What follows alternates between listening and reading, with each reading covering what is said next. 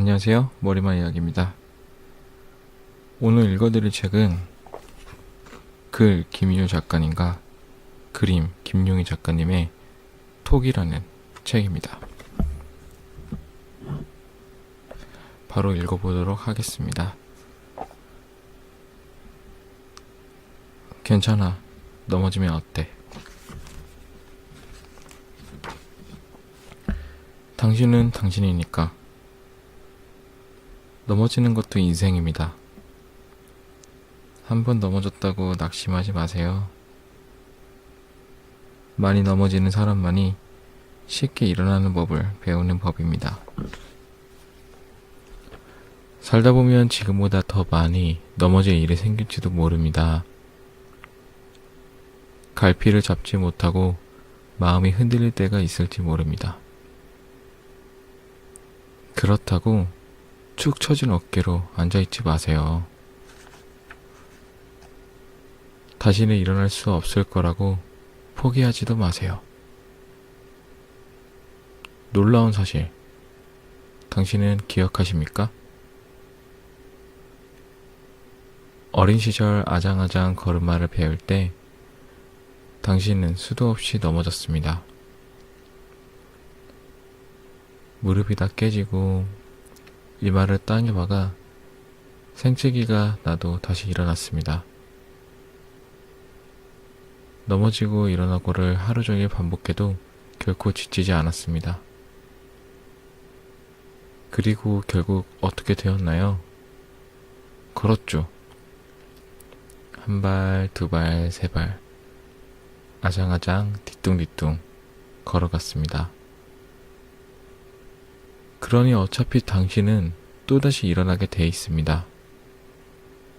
보세요. 당신은 이미 수많은 역경에도 절망하거나 포기하지 않고 멋지게 해냈습니다. 한 번 한다면 기필코 해내는 게 바로 당신입니다. 기억나시죠? 당신의 몸속에 있는 세포 하나하나가 그날의 승리를 기억하고 있습니다. 일어나세요. 지는 것도 인생입니다. 넘어진 자리가 끝이 아닙니다. 당신의 인생을 더 드라마틱하고 근사하게 만들어주기 위해 신이 잠시 그런 상황들을 연출한 것입니다. 넘어진 그 자리가, 눈물 흘린 그 자리가, 포기하려 했던 그 자리가 새로운 출발점입니다. 시작하는 순간 모든 일이 가능해집니다.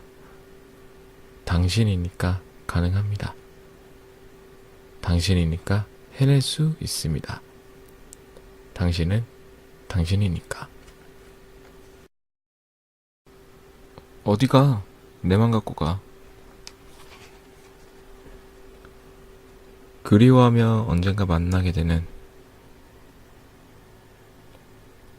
그립고 그리워 견딜 수 없었기에 조심스럽게 다가가 바라보았습니다. 당신은 적당한 거리에서 눈길만 던진 채 말없이 서 있었지요. 내 마음을 보이기엔 너무 작은 목소리였던가? 당신 가슴으로가 닿는 내 콧망울은 온데간데 없이 바람 한 점으로 사라지고, 한 사람을 사랑한다는 것이 이리도 가슴 저미는 아픔임을 알았을 때 나는 더욱더 늦가을의 고요를 사랑했습니다. 더 깊고 높게 사랑하기 위해 밤별에 숱한 그리움 던지며 새벽녘 안갯비에 내 눈물 감추며 더 쓸쓸하게 외로워했습니다. 언젠가는 만나게 될 당신이여. 지구 한 모퉁이에서 아직도 눈물 닦지 못하고 단 한 사람만을 기다리는 이가 있으니 세상을 걷다가 당신의 신발이 다 닿고 해질 때면 잠시 내 품에서 쉬어갈 수 있기를 기도합니다. 간절히 두 손 모아 기도합니다. 그리워할 수 있도록 허락한 당신, 당신이 있어 내내 감사함을. 어른이 되면 하고 싶은 일, 나이가 든다는 것. 어릴 땐 그랬지요. 나이 든다는 것이 높은 별설인 줄 알았지요. 나팔바지를 입고 동네 예쁜 누나들을 끼고 활보하는 삼촌처럼 어른이 된다는 건 부러웠지요. 그래서 그랬지요. 매년 새해 아침이 밝아오면 떡국을 무려 4그릇이나 비우며 하루빨리 어른이 되길 기원했지요.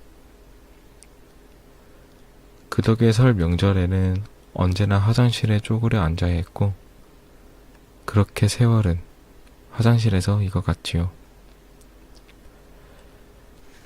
배설하는 동안 콧밑수염은 긁어지고 세월은 내 키보다 더 자라났지요. 이제는 왠지 서러운 나이가 되니 모든 것이 아슬아슬해 보입니다. 목련꽃의 화려함을 지기기 전에 괜히 곧 지고만 초라한 모습에 눈물겨워 바라볼 수조차 없는 백사장에 남긴 발자국 앞에서 한 걸음 더 내딛지 못하고 자꾸 등 뒤를 바라보고 마는, 첫눈이 내리는 계절이 오면 누군가가 시계탑 앞에서 기다려줄 것 같은 소설 같은 낭만을 아직도 기대하는, 남에게 쉽게 나이를 물어보면서 정작 누군가가 내게 물으면 차마 말 못하고 그저 부끄러워 절뚝이며 고개 숙인 채 나이가 들어간다는 것. 그게 서러워오는 새해에는 떡국을 먹지 않았지요. 김이 모락모락 나는 내 목재 떡국을 어린 조카 녀석이 잽싸게 비우는 걸 바라보며 내가 늙어 너는 자라고 내가 늙는 사이 그대는 먼저 눈사람이 되었구나 생각했지요. 나이 든다는 것에 대하여.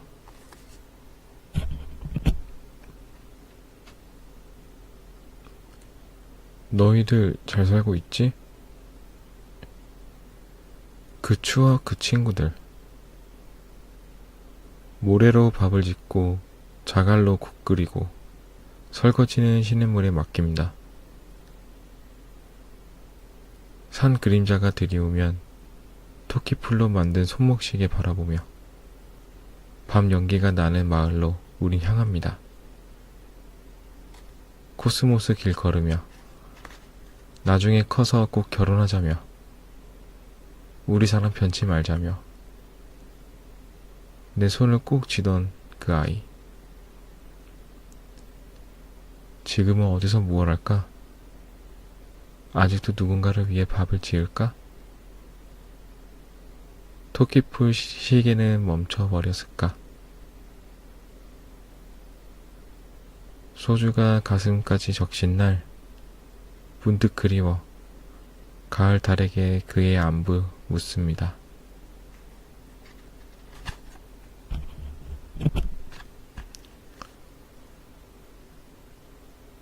쇼핑하듯 인생도 가볍고 경쾌하게. 망해사 영가. 단풍이 꽂힌 시집을 한 권 손에 들고 길을 걷습니다. 이따금씩 마을버스가 지나가고 저만치 서있던 허수아비는 피곤했던지 기지개를 켭니다. 걷다가 지치면 시 한 줄 먹고 또 걷다가 지치면 코스모스와 인사합니다. 지루하다 싶으면 낡은 전봇대 위에 휘파람을 걸쳐놓고 새의 그림자의 발길을 하며 한 발 한 발 경쾌하게 내딛습니다. 언제나 길은 새롭고 끝이 없습니다. 모퉁이만 돌아가면 다 닿을 것 같지만 길은 언제나 마술처럼 또 다른 길을 잉태합니다. 혼자 있다는 것이 거의 외롭고 쓸쓸한 일만은 아닙니다.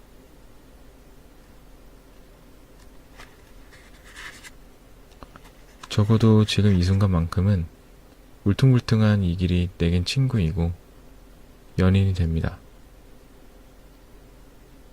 가끔 사는 일이 건빵처럼 퍽퍽하게 느껴지고 거미줄 같은 인간관계에서 잠시 벗어나고 싶을 때면 어김없이 망해사를 향합니다.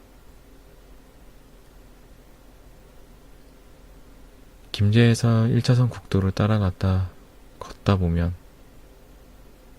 절과 바다가 하나가 되는 곳이 있습니다. 그곳이 바로 망해사입니다. 바다를 향해 얼굴을 내민 작은 남자는 늘 바다를 그리워했고 바다 역시 그 마음을 품으며 다가오려고 파도를 일으켰습니다. 암자와 바다를 번갈아 보며 꽤 오래 시간을 보냈습니다. 밤이 되어 다시 도시로 돌아오는 길. 사람의 인연이라는 것에 대해 생각해 봅시다. 서로를 향한 보이지 않는 끈을 같은 시간, 같은 힘으로 잡아당겨야 이루어지는 것. 그것이 바로 인연이 아닐까 생각해 봅니다. 지금은 내 앞에 놓인 끈을 혼자서 당기고 있지만 이 끈을 놓을 수는 없습니다. 누군가가 이 끈을 당겼을 때 바로 알아차려야 하기 때문입니다. 자리에 누워 창밖을 봅니다. 여전히 갈매기 소리와 파도 소리, 암자의 풍경 소리가 귓전을 스칩니다. 언젠가는 꼭 망해사에 다시 한번 가봐야 되겠습니다. 그때는 손을 잡고 그 누군가와 함께.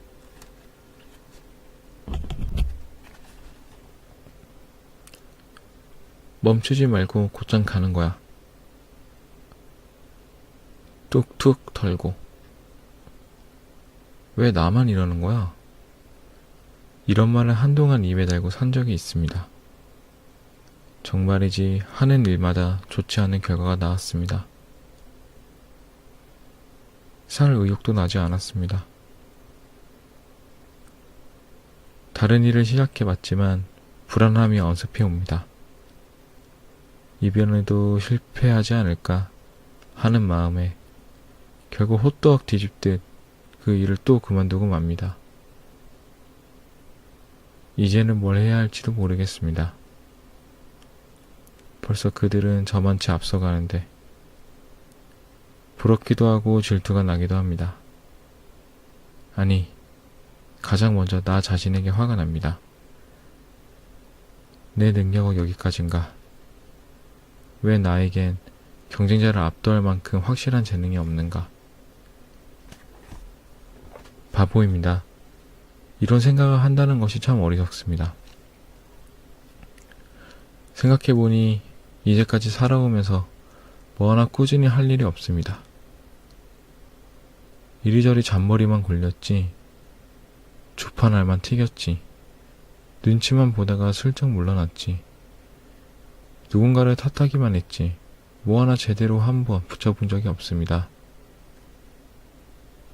위기가 닥치면 남의 잘못으로 돌려 그 위기의 순간을 모면하려고만 했지, 책임지려 하지도 주도적으로 나서지도 않았습니다. 답답하고 우울한 날, 미켈란젤로가 내 방으로 들어왔습니다. 그는 내게 말했습니다. 최후의 심판이라는 작품을 그리는데 무려 8년이라는 시간을 투자했다고. 그가 나가고 이어 레오나르도 다빈치가 들어왔습니다. 그 역시 내게 말했습니다. 최후의 만찬을 그리는데 일생이 걸렸다고. 눈을 떠보니 그들은 보이지 않았습니다. 성공. 그것은 시간과의 싸움입니다. 나 자신과의 싸움입니다. 멈추는 순간 세상도 멈추고 인생도 멈춥니다. 더디지만 포기하지 않고 꾸준히 걸어가는 것. 자기 자신을 의심하지 않는 것. 수시로 찾아오는 불안함이 덤덤히 밀어내는 것. 그리고 꿈을 놓지 않는 것. 그게 바로, 그러면 그게 언젠가는 일어나기로 했습니다. 툭툭 털고 다시 한 번 더 일어나기로 했습니다.